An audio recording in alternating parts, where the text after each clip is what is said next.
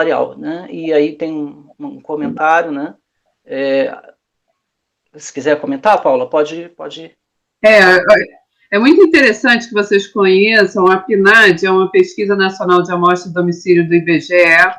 A PNAD ela é feita anualmente, mas ela é também de que forma que ela é feita, né? Ela é feita em 2 por semestre. Então, no primeiro semestre você vai ter um resultado da PNAD e no segundo semestre vai ter um resultado da PNAD. O que é isso? O que isso tem a ver comigo? Tudo a ver. Por quê? Porque os resultados dessa pesquisa nacional de amostra de domicílio, que são dados coletados sobre a população, praticamente, né, sobre a população economicamente ativa, eles vão impactar nos dados que a gente vê sobre o desemprego.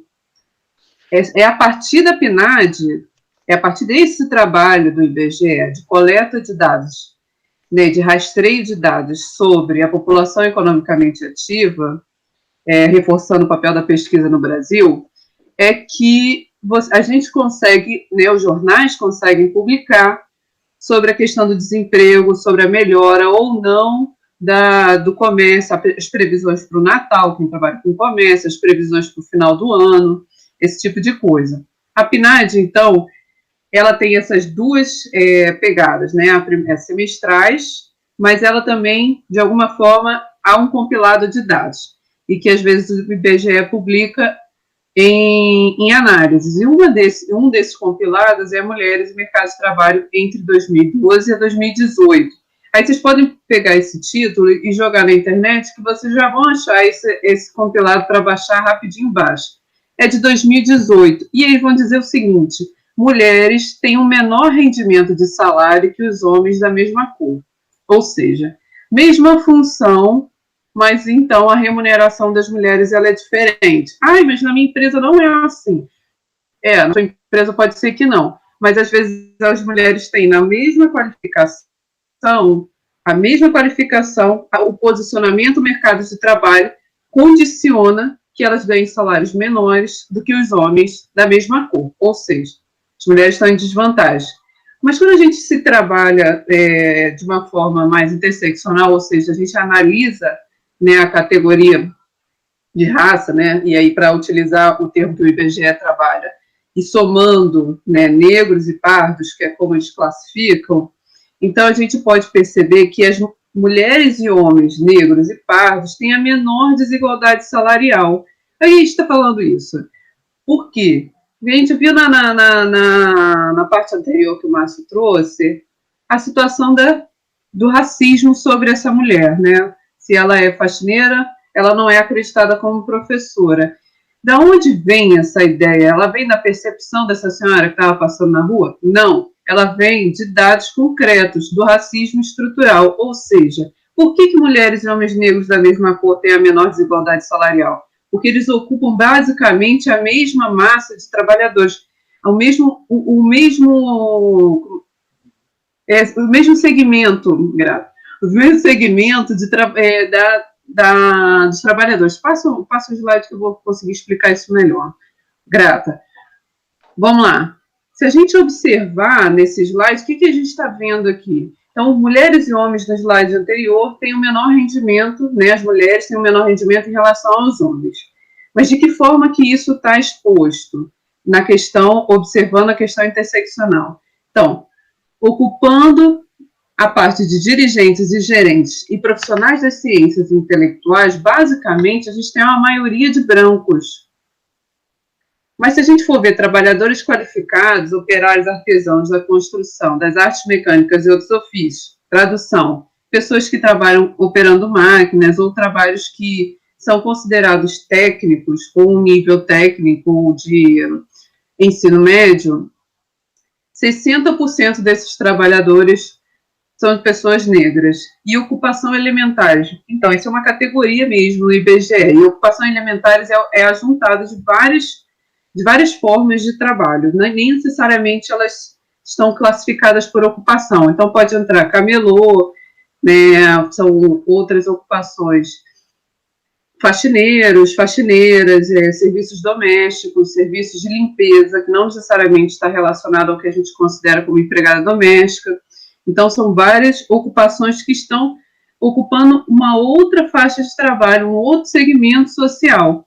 Dentro desse segmento social, as pessoas negras, mulheres e homens negros têm a menor desigualdade, ou seja, a gente pode considerar que essa população ela está em desvantagem social. Por quê? Porque a diferença salarial promove também uma ascensão social, ainda que se a gente tenha um impacto sobre isso, sobre a questão de gênero. Bota lá, se vocês quiserem, se vocês tiverem alguma dúvida sobre isso, pode botar aí no chat um okzinho, ou não estou entendendo, porque essa coisa é meio detalhada mesmo. Mas se você puder passar...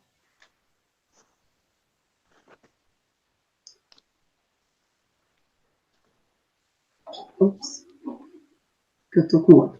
Então, como é que a gente pode construir uma crítica a esse processo de desigualdade racial por meio do nosso objeto de estudo, a educação?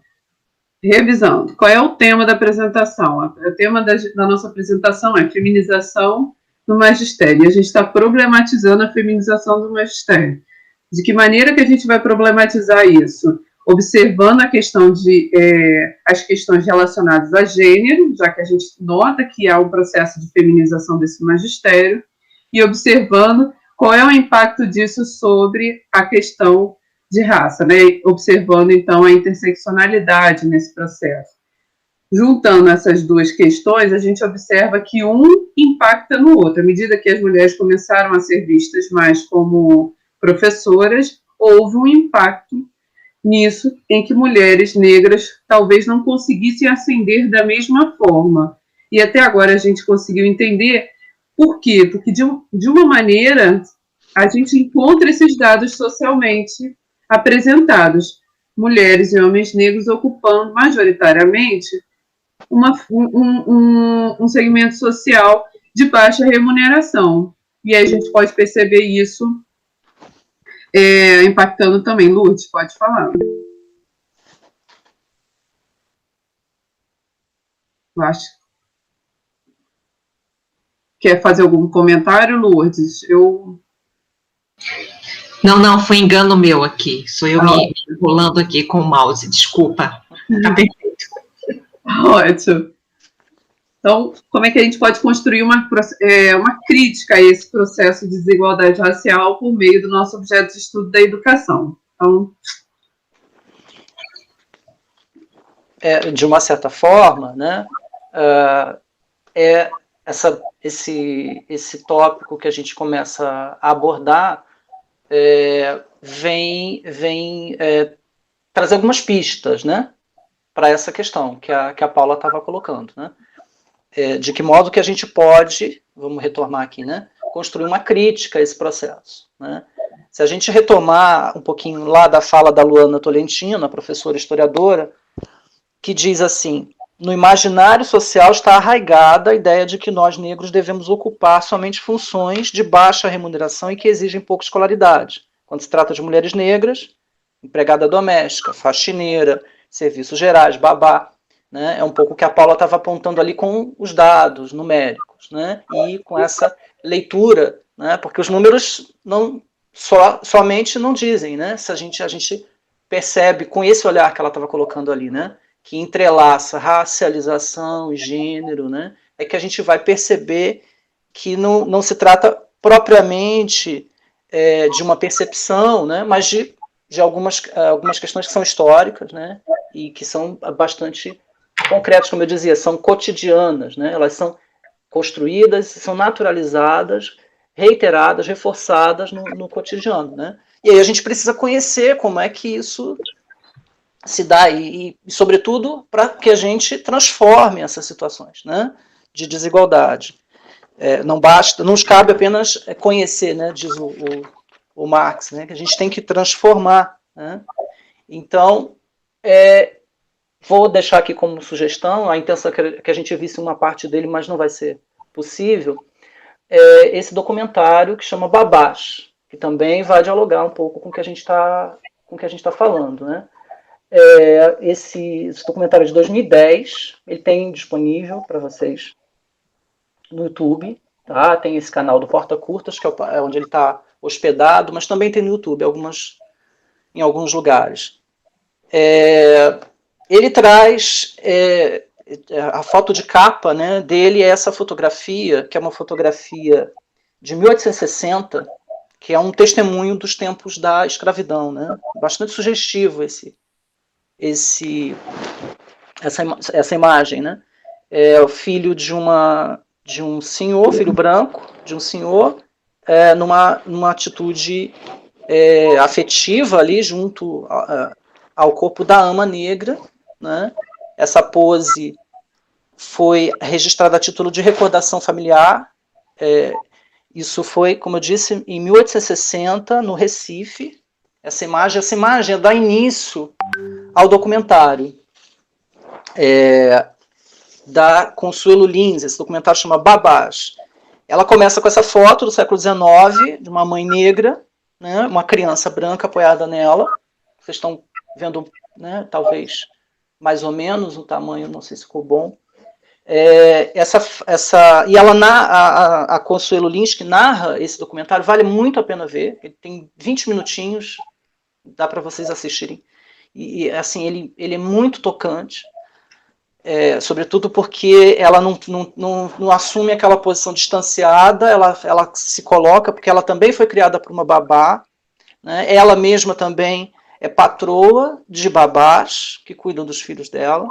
Então ela começa narrando e ela cita a frase do Luiz Felipe Alencastro, que diz no livro A História da Vida Privada: quase todo o Brasil cabe nessa foto. Essa é uma frase que assim impacta a gente logo no início do documentário, diante dessa imagem que ela vai apresentando, e ela vai desenvolver uma reflexão a partir de fotografias, filmes de família, anúncios de jornais do século XX, né? Vai construindo essa narrativa dela sobre a presença das babás no cotidiano das famílias brasileiras. Uma presença naturalizada, né? E aí precisamos conhecer para transformar. Vamos manter esse ponto aqui para a gente refletir. Veja, esses são alguns prints do documentário. A gente queria que vocês vissem um pouco o documentário, mas ficaria talvez ruim em termos da conexão. Então a gente foi destacando algumas imagens. Aqui tem, como eu disse, ela usa anúncios de jornais. Aqui tem um anúncio de jornal. Não sei se vocês vão conseguir ler, talvez fique pequeno, eu vou ler para vocês aqui. Aluga-se uma ama de leite de cor muito forte, levando uma criança de 4 meses. Aí tem o endereço, com quem tratar. Mais à frente um pouquinho, ela já, né, como eu disse, traz a questão para o século XX, né, tem ali a imagem, essa imagem aqui no Rio de Janeiro, na praia, próximo da praia, e tem 2 babás com as crianças, a gente destacou aqui. Preciso de babá, um outro anúncio que ela lê: maior de idade, responsável, paciente, carinhosa, educada, asseada e sem compromissos. Cuidar, menina de 10 anos. Boa referência, recente, mínima de 1 ano. Quer dizer, a gente vai discutir um pouco a questão um pouquinho à frente, né, da imagem, né, que é construída da professora, né, e vamos entrelaçar mais uma vez essa discussão do gênero e da raça, né? E a gente vai ver como é enfatizada a questão da boa aparência, né? E a gente vê aqui nesse anúncio aqui, né, carinhosa, educada, asseada, né? Isso, não sei se vocês já se depararam com anúncios que fazem referência a isso, a boa aparência, anúncios de emprego, né? São situações, né, de naturalização do racismo, que, como a gente estava dizendo, no cotidiano, né?